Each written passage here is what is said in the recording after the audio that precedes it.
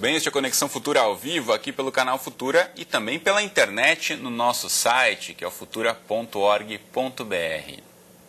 Bom, de acordo com o Cadastro Nacional da Adoção, neste mês de janeiro, existem 5.446 crianças à espera de uma nova família no Brasil. Por outro lado, mais de 30 mil pretendentes querem adotar. Mas muitas vezes as exigências podem dificultar esse processo.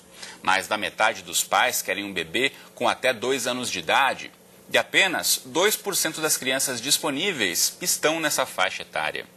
De cada 10 pretendentes, apenas 2 aceitam adotar irmãos, enquanto 37% das crianças cadastradas aguardam uma nova família junto do irmão ou da irmã. Outra questão é referente ao gênero. 1/3 dos pretendentes prefere adotar meninas, mas nos abrigos são os meninos que são maioria. Mas aos poucos o perfil dos pais tem mudado. O Conselho Nacional de Justiça aponta hoje 42% dos pretendentes à adoção dizem não se importar com a etnia do filho ou da filha que procuram. 2 anos atrás, em 2011, eram apenas 31%. Então, no programa de hoje, a gente discute os desafios em relação ao processo de adoção no Brasil, que refletem diretamente na garantia do direito fundamental à convivência familiar e comunitária, previsto na Constituição Federal e no Estatuto da Criança e do Adolescente.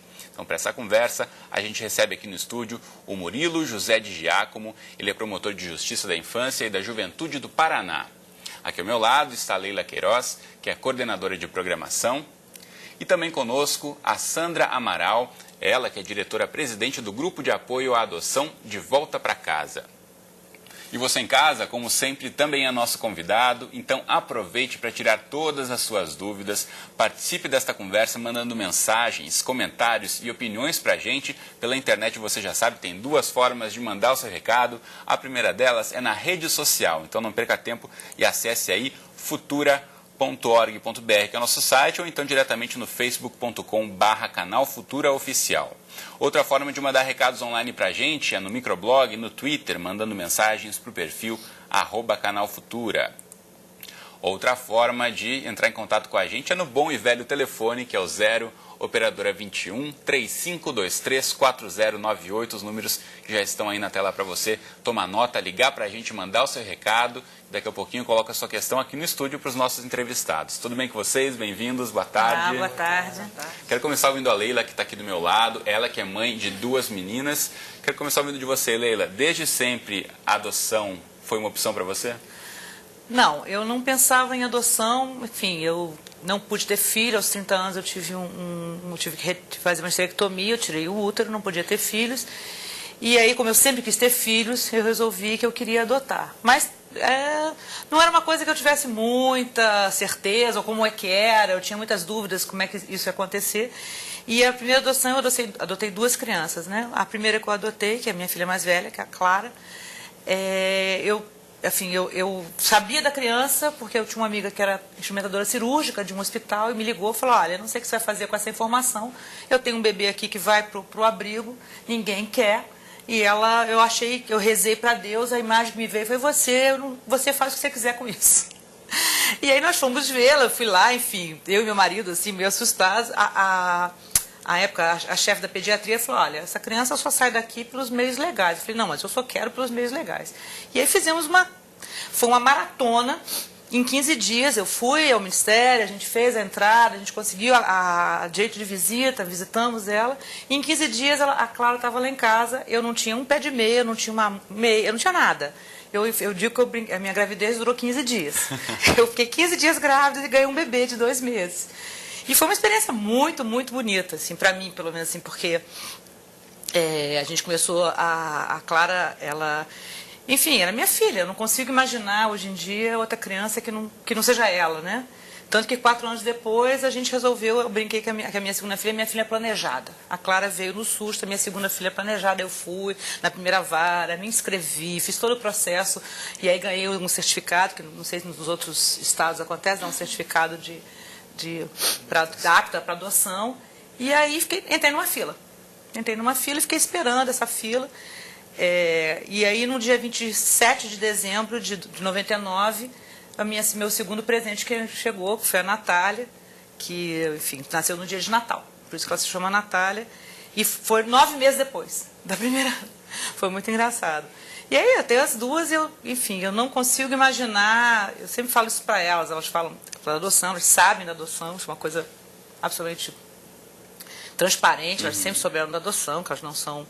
E elas não têm uma relação bem legal com isso, porque eu falo que filhos imortalhas no céu se talha. Então, assim, elas vieram para mim porque tinham que vir. Foi só um atraso, assim, não veio na minha barriga, mas veio na barriga de outra pessoa e chegou para mim, então aí. Muito bom. Quero ouvir um pouquinho também a história da Sandra, que também é mãe de 3 filhos. Como foi para você, Sandra? Você já leva aí adoção, família para todos, estampado no peito? Estampado no peito, né? Porque a gente acha que toda criança merece viver em família, né? Que abrigo seja o que tem que ser, uma casa passageira, e a gente torce para que todo pai adote o seu filho, né? E eu tinha 2 filhos biológicos, né? Tenho 2 filhos biológicos, e eu tinha um desejo muito grande de ter uma menina. Eu não podia mais ter filhos, então eu resolvi procurar um fórum, entrar numa fila. Na época não tinha curso, você ficava numa fila esperando, né? Você podia ir em outras comarcas, não é igual hoje que tem um cadastro nacional. Eu fui em outras cidades, deixei o meu papel, pedi uma menina de 2 a 3 anos, e a minha filha chegou. Né? E com isso tudo me deu força para fundar um grupo de adoção, porque quando eu quis adotar, eu quis primeiro conhecer todo o universo da adoção, saber de tudo de adoção. Eu não tinha orientação em lugar nenhum, e as pessoas na época não se falava muito, escondia muito, e como eu falava aberto, as pessoas assustavam, sabe? Como que você está falando assim? Ué, mas é normal, ela vai, todo mundo vai saber que ela é minha filha adotiva, né? Ela vai chegar, vou apresentar a todos, não tem como esconder. Então eu queria tudo muito tranquilo, muito aberto, e principalmente com ela, para ela sentir confiança em mim. Porque eu acho que o maior respeito de tudo é a confiança. E se tiver mentira, mesmo uma mentira por amor, que muitos casais mentem por amar muito, né? Então aí se perde a confiança. E com a Stephanie, não, a gente foi bem tranquila.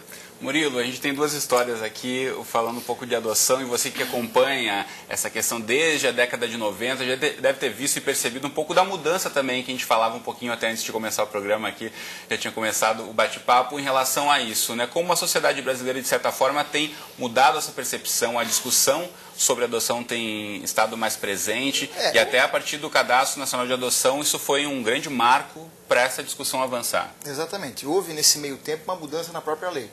A Lei 2010, de 2009, ela alterou diversos dispositivos do Estatuto na parte relativa à adoção, e houve, nesse meio tempo, também a criação do Cadastro Nacional de Adoção pelo CNJ. E isso acabou, de certa forma, contribuindo para que houvesse mais cautela quando nós fazemos uma seleção daquelas pessoas que vão adotar. Procurando acabar um pouco com a informalidade que muitas vezes existia, e ainda hoje existe, mas hoje por falta de conhecimento ou de cumprimento da própria lei. E nós sempre procuramos enfatizar a importância da adoção legal, de, como foi mencionado, seguir o trâmite legal. O trâmite legal, ele não é um trâmite burocrático feito para complicar a vida das pessoas.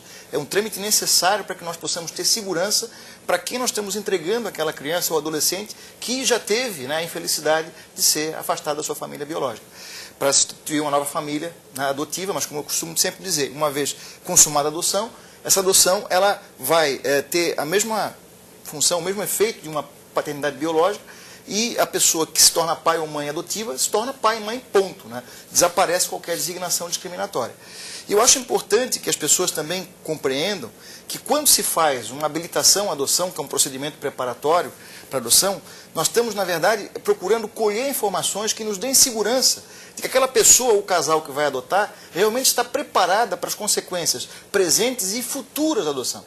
Porque as pessoas às vezes fantasiam, né? Tem uma ideia romântica uma idealização sobre a adoção, muito distante do que é de fato o dia a dia de ter um filho. E que vai acontecer com o filho biológico ou com o filho adotivo um problema lá para frente. Ou de saúde, ou de comportamento, ninguém está livre que isso venha a acontecer. E evidentemente que a pessoa tem que estar preparada para lidar com aquilo, e pode, inclusive, deve receber um suporte, um apoio parte do poder público, e não pode ter, no futuro, ou querer se dar o direito de se arrepender e querer, como às vezes acontece, querer devolver aquela criança para a justiça, né, para que... Então isso é fator determinante para o tempo dos processos de adoção também serem relativamente diferentes. Nem todo casal ou toda pessoa que quer adotar vai ter o mesmo tempo do seu processo de adoção. A lei prevê hoje a necessidade dessa habilitação prévia e de uma preparação prévia para a adoção, justamente para que as pessoas elas possam refletir melhor a respeito, para que nós possamos fazer uma avaliação criteriosa, se espera, né, da motivação, do perfil de quem está pretendendo adotar, para evitar justamente um problema futuro, né, em relação àquela paternidade que vai estabelecer, ou maternidade que vai estabelecer. Então, esse trâmite, ele é necessário. Ele não é um trâmite meramente burocrático. As exigências que são feitas, elas não são feitas por acaso. Inclusive, decorrem, né, da participação de grupos de apoio à adoção na elaboração da própria legislação. Para que nós possamos evitar que os problemas que nós temos visto que, infelizmente, ainda acontecem, mas que acontecem em decorrência do descumprimento da lei, eles continuem a ocorrer no futuro. E aí eu sempre digo a importância de que a adoção, embora ela seja uma adoção eminentemente judicializada, né, ela, na forma da lei, tem que ser apenas pela via judicial, mas que ela faça parte de um contexto mais amplo, de uma política pública, que o poder público deve desenvolver no sentido da efetivação do direito à convivência familiar. E que parte, né, de criação de mecanismos de prevenção, para que eu possa evitar o afastamento, e que às vezes acontece até arbitrário, de crianças da família biológica, e para que eu possa, uma vez que eu tenho algum problema na família, seja ela biológica ou adotiva, como eu falo, só para fins meramente didáticos, a gente faz uma designação, uma distinção, para que haja uma intervenção do poder público, dando suporte a essa família, para que ela possa resolver esse problema, sem precisar usar de meios, né, ilícitos, né, escusos. Bom, em relação a isso, eu já vou aproveitar aqui e colocar na roda uma pergunta do público. Você de casa pode e deve participar aqui do nosso bate-papo pelo Facebook, pelo Twitter ou pelo telefone do Canal Futuro. Os contatos estão aí na tela para você. E a pergunta que chegou aqui para a gente, do Jefferson Batista, pelo Facebook, obrigado Jefferson pela participação, trata dessa questão da adaptação que a gente falava um pouquinho aqui. Se depois do processo de adoção a criança não se adaptar à nova família ou a família não se adaptar à criança, o que pode ser feito legalmente? A pergunta dele, Murilo. Bom, na verdade, a lei prevê um estágio de convivência, né, que precede a adoção, justamente para evitar que haja qualquer arrependimento futuro. Esse estágio pode variar de quanto tempo? Depende, né? Pode até ser dispensado no caso de uma criança recém-nascida, mas geralmente ele vai, é o período necessário para que nós possamos avaliar se realmente se estabeleceu ali uma relação de afinidade, de afetividade entre quem quer adotar e a criança ou adolescente que vai ser adotado, para verificar se eu tenho ali os elementos suficientes para ter segurança na concessão daquela medida, daquela adoção. E isso pode variar de pessoa para pessoa, né? Porque as pessoas elas reagem de forma diferente. Agora, é importante que também nesse período de preparação e nesse período de avaliação, também haja um acompanhamento e um suporte por parte do poder público, para que se surgir ali alguma intercorrência, né, aquilo não seja visto ou encarado como algo fenomenal, como algo anormal. Porque problemas, como eu falei, normalmente eles vão acontecer. Seja como em toda família, qualquer no família. processo de adoção, e o que é importante as pessoas, exatamente, elas estarem preparadas para reagir diante dessa situação e saberem a quem recorrer se for necessário, quando for necessário. Por isso é importante sempre muita informação. A gente tem uma série de sites que a gente vai mostrar aqui ao longo do programa. O primeiro deles eu vou colocar na tela para você agora, que é o portaladoção.com.br. É um site produzido em parceria entre a OAB lá de Santa Catarina com o Ministério Público catarinense também, e tem aqui o passo a passo para adotar. Então aqui você tem desde o perfil exigido, quem pode ser adotado, quem pode adotar, não pode adotar, enfim, passo a passo para você conferir em casa aqui. Tem uma série de informações importantes, então lê, relê, perguntas frequentes, você pode clicar também, tem as dúvidas principais, se a pessoa mora fora do Brasil e é brasileira, pode adotar, casais homoafetivos, o que é necessário para estar apto à adoção e tantas outras perguntas. Então não deixe de acessar o portal adoção.com.br. Posso só fazer um complemento? Diga lá, Murilo. Acho que seria para deixar claro, né? A gente vai procurar evitar que esse tipo de situação, de rejeição, ela ocorra. Mas se vier a ocorrer, claro que isso tem uma consequência. Se houver um abandono, né, da família adotiva em relação ao adotado, assim como na família biológica, isso vai gerar uma consequência. Pode haver uma instituição do poder familiar, inclusive há precedentes de ações até de indenização por dano moral que têm sido ajuizadas, né, em nome do adotado contra os adotantes, para que eles possam, né, reparar o dano moral sofrido. Como se tornam pais, eles podem ser obrigados a pagar, prestar alimentos, mesmo se houver uma instituição do poder familiar, até porque é uma coisa que as pessoas às vezes têm uma noção errada. Se há uma instituição do poder familiar, a pessoa continua sendo filha, né, do pai ou mãe que foi destituído. As pessoas às vezes imaginam, destituir o poder familiar, desaparece, né, a relação de parentesco. Não, a relação de parentesco ela permanece, inclusive com possibilidade de prestar alimentos. A única forma na lei brasileira de haver a perda da condição de filho é justamente quando há a adoção, porque aí a filiação biológica ela é substituída pela filiação adotiva, mas no resto, né, ela mantém. E claro que essas consequências elas podem tanto advir para o pai ou mãe adotivos, como para os pais biológicos. Eles também estão sujeitos rigorosamente às mesmas consequências. Perante a lei, não há essa diferenciação. Tem uma questão aqui da Sandra Soares pelo Facebook, obrigado Sandra, que ela coloca que está aguardando há 7 meses para conhecer a filha que está no processo de adoção e que essa espera é muito angustiante. Você, na sua segunda adoção, passou de certa forma por esse processo, Leila. O que você podia dizer aqui para a Sandra? Assim, eu fiquei, na minha segunda filha, embora tenha sido foi mais demorado o processo da burocracia, porque nós fomos entramos no processo de adoção, a guarda é provisória, não é definitiva, é uma guarda de 6 meses, a princípio, exatamente para ter essa... Né, esse estágio de convivência e também inicial. Porque o Ministério Público procura a família. A minha filha foi encontrada, não foi abandonada na rua, não tinha nenhuma referência familiar, nem nada. E então eles procuram a família. Então o que foi angustiante? Eles pediram uma foto dela, eu dei uma foto, ela já estava comigo, eu dei uma foto, e essa foto saiu no jornal, dizendo assim, você viu a minha família? Eu fiquei na época, eu fui para a defensora, eu falei, poxa vida, a família dela sou eu. Assim, ainda brinquei, eu falei, se a filha aparecer, eu vou para o Paraguai com ela. Entendeu? Mas ela me explicou, falou, não, é de praxe, porque vai que essa criança foi roubada. Eu falei, bom, é verdade, vai que a gente não sabe, ela foi encontrada, foi entregue por um catador de papel, ela pode ter vindo de qualquer lugar, realmente vai que tem uma mãe em algum lugar. Então, assim, a procura da criança também. Né? Eu fiquei mais tranquilo, mas é uma espera angustiante. É diferente do 9 meses da barriga, que você sabe que a criança está ali, não vai a lugar nenhum, 9 meses depois ela vai chegar. Essa espera, mas é uma espera que é necessária, eu acho. Porque assim, quando saiu a adoção definitiva, né, que ela me deu atestado de nascimento, para mim ali eu tenho certeza absoluta que ela é minha, de fato, é minha filha, de fato, perante a lei, perante Deus, perante os homens, e que... Eu queria só completar uma coisa que o professor estava falando, assim, que o internauta perguntou, né, da questão da adoção. Filho é tudo igual, gente. Vai dar problema na adolescência, vai dizer que você não é mãe dele, vai dizer que não quer. O fato dele ser adotado não muda a condição humana. Ele é uma pessoa como outra qualquer. Então, assim, às vezes eu vinha essas perguntas, não deve vir no grupo de adoção, mas se ele não reconhece, ele não tem que ter gratidão por ter sido adotado. A ingratidão é um sentimento do ser humano, né? Exatamente, não, mas a gratidão por ter sido adotado não existe. Existe assim, eu preciso de filhos, vocês precisam de pai. Foi um encontro feliz, né? Nós demos assim. Minhas filhas estão adolescentes, são 2 adolescentes, e dão defeito sim. Entendeu? E até a forma como às vezes os pais reagem diante, né, de uma conduta inadequada, né, do filho.